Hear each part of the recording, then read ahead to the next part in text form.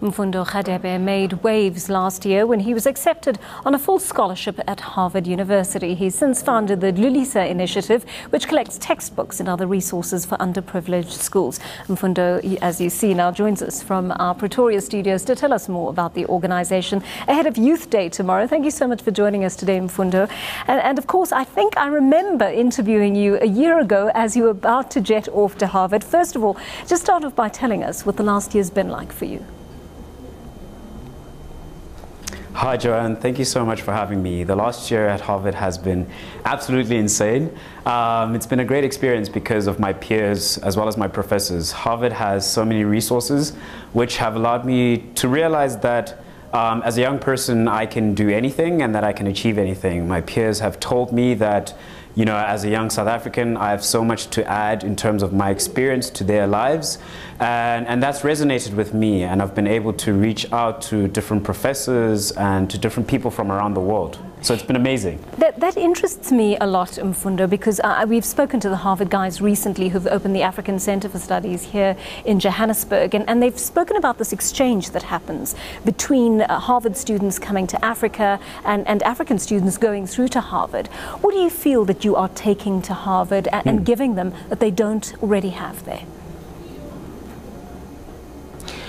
I think that Harvard students know a lot, and Harvard is a research university, one of the best in the whole world. So obviously they have a lot of insights about what's going on in terms of global politics and economics and stuff. But what I've felt has been really interesting is the fact that as a South African, I could come in here and add this really unique perspective, not only on Africa, but also on how the average South African lives. In fact, I've found that not many people know what a township is, where it comes from. Not many people understand the intricacies of apartheid, or, you know, the kind of vision that South Africa is trying to build for itself.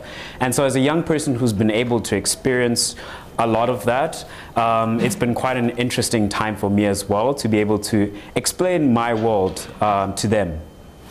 I want to know more about your initiative, the Dlulisa Initiative, and why you think it's important as a youth to give back to people of your own age in this country.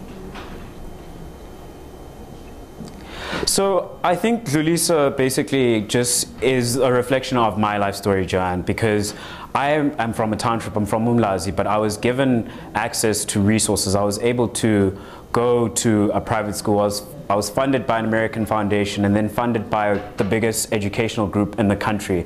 And so now that I'm at Harvard and I've had all these achievements, it felt like I had to give back. And the biggest thing for me was when I realized, when I woke up one day at Harvard, was that a lot of my peers, unfortunately, aren't being prepared well enough to be able to get to Harvard one day. And they don't even realize that, you know, those opportunities are also available for themselves.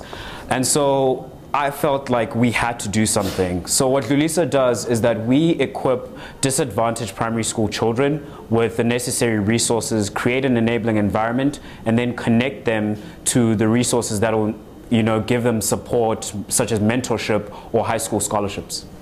And of course, I mean, you're doing this at a time when students are still fighting the Fees Must Fall campaign. They're sleeping in corridors, in toilets, and under bridges, in all manner of places, just to be able to access that university education.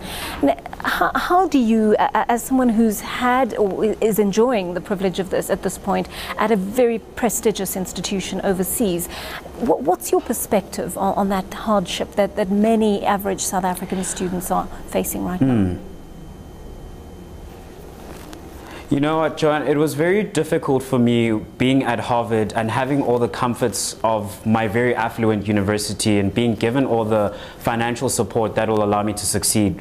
And then realizing that a lot of students in this country, 20-something years after democracy, are still not able to access higher education, having earned their places and actually, you know, being deserving to be given these opportunities because of our country's history.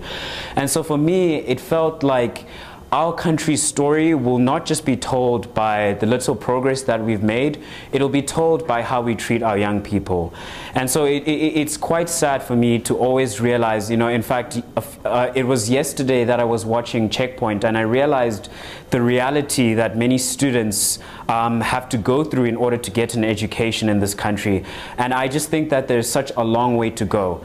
As a young activist who's been speaking a lot about education, however, I felt that my voice may be very useful speaking about foundation level education, which I think is super important as well. And unfortunately, with the discourse on education, we have sort of forgotten that that's a system that also needs to be relooked at.